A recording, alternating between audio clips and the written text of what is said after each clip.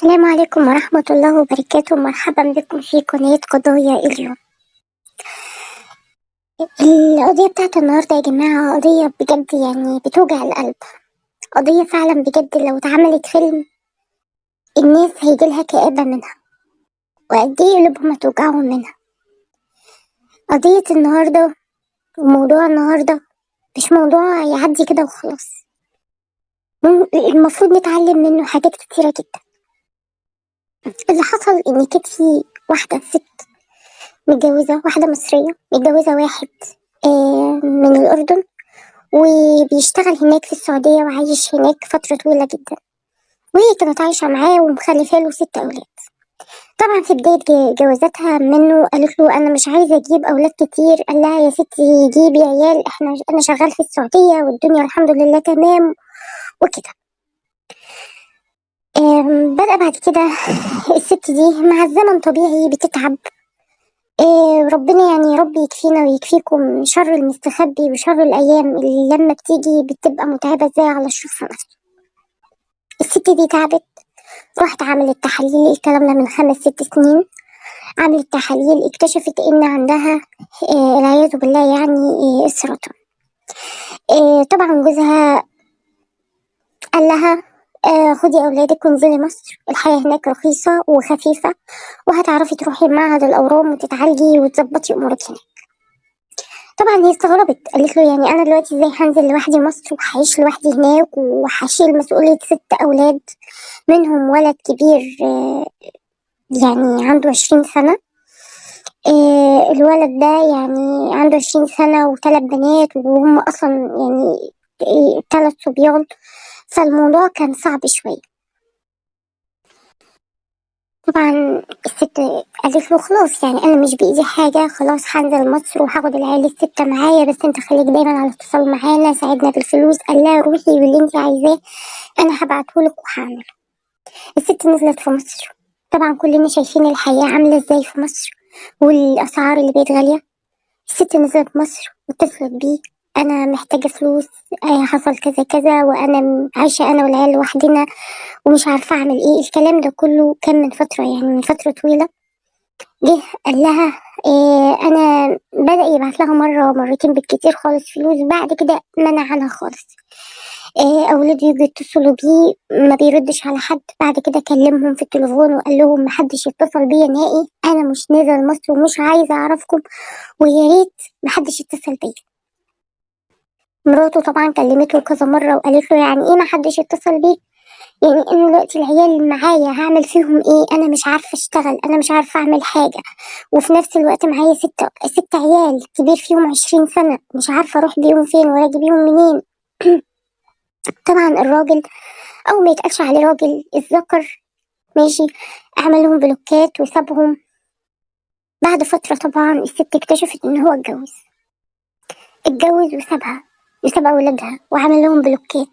حتى لما طبعا العيال يعني جدتهم وجدهم متوفين يعني بقالهم سنين، فما فيش حد يعرفهم كتير في مصر، محدش يعرفهم أصلا.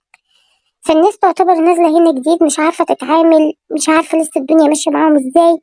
الست طبعا بتاخد علاج كيماوي والعياذ بالله بقى يعني، واللي بياخد حاجة زي كده بيبقى جسمه تعبان جدا ومش قادر حتى يركز في أي حاجة حواليه.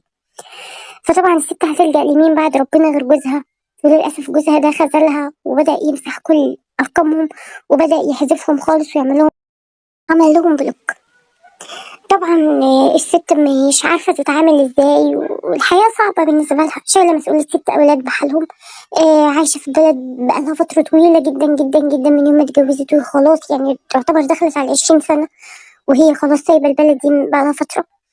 فقالت ابنها الكبير، قالت له ان انا دلوقتي تعبانه وانا مش عارفه اعمل ايه. وقال لها انا بحاول ان انا اشوف شغل بس الدنيا عك خالص وهنا الظروف برضو صعبه، مش لاقي شغل وكمان الحاجات كلها غاليه. فطبعا الولد اشتغل كانت يوميا 100 جنيه اللي هو مش عارف يصرف بيها على اخواته ال5 ولا على امه وعلى علاجها كمان. فامه قالت له خلاص انا مفيش غير حل تاني خالص هو ده اللي يتعمل. قال لها ايه؟ خير ريحيني. قالت له انا عايزك تجيب موس وتيجي قاطع يعني حته من رقبتي ومن ايدي.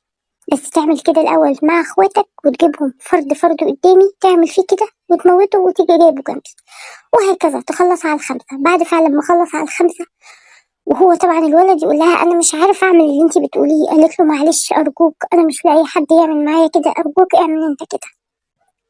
بعد ما خلص اخواته ال5، وبعد كده طبعا هي كانت بتقنع اولادها برضو ال5 التانيين، قالت لهم انا عايزه اموت، واحنا عايشين في الدنيا بنعمل ايه، مفيش حد معانا، إيه فخلاص يعني احنا نموت احسن، واخوك هيعمل كذا كذا، لدرجه العيال كانوا ماشيين مع بعض بالترتيب وبالدور علشان كل واحد يموت في دوره. بعد كده بعد ما الأولاد ال5 ماتوا بالشكل ده، جت والدتهم قالت له خلاص موتني أنا برضو بنفس الطريقة. طبعا الولد طبعا بجدال مع والدته، أنا مش قادر، أنا مش عارف، أنا المهم عمل معاها كده، وفعلا ضربها وموتها وخلاص. وبعد كده هو طلع عمال يصرخ وطالع الدور ال13، لأنهم طبعا بالعلم إن هم قاعدين في الكرموز في اسكندرية.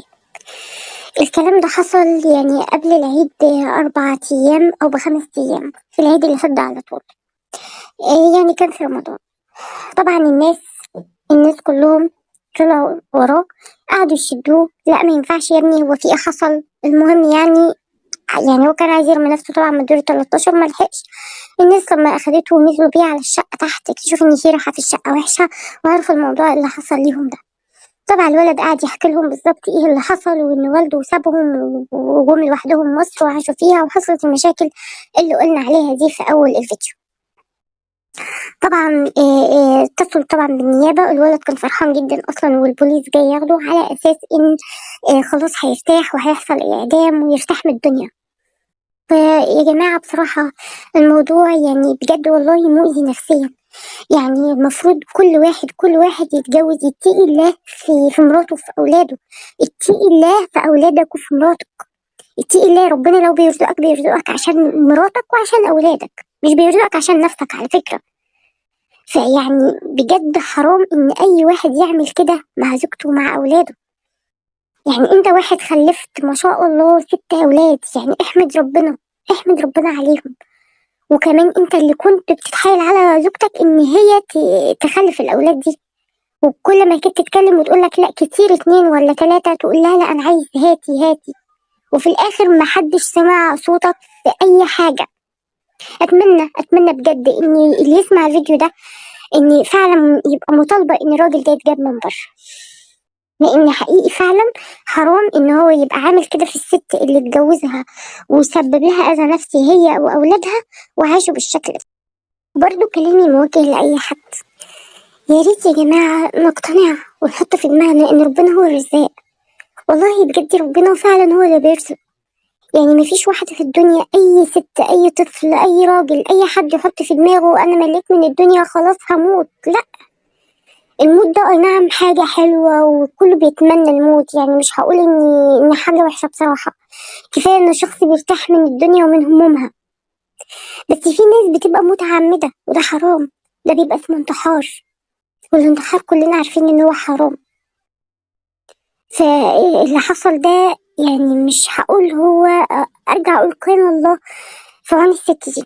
بجد قد ايه هي عاشت فترة صعبة وحزينة في عمرها، بس برضو لازم كان يبقى ايمانها قوي عن كده بكتير، وإيمانها بربنا كان يبقى قوي بكتير جدا عن كده. يا ريت أي واحد بيعول أسرة يحترم الحياة اللي ما بينهم، ويحترم العشرة اللي ما بينهم، ويراعي ربنا فيهم قبل أي حاجة، عشان اللي بيسبب يعني إن شبابنا بتتدهور والمجتمع بيتدهور، لأن المجتمع بيبدأ من الأسرة. لما الأسرة تبقى محبطة ماديا ومحبطة نفسيا وعندها اكتئاب، بالتالي بتلاقي كل يوم جرائم وبتلاقي قضايا كل يوم بشكل كبير جدا. فأتمنى إني برضو أشوف تعليقاتكم وأشوف رأيكم إيه في الموضوع ده.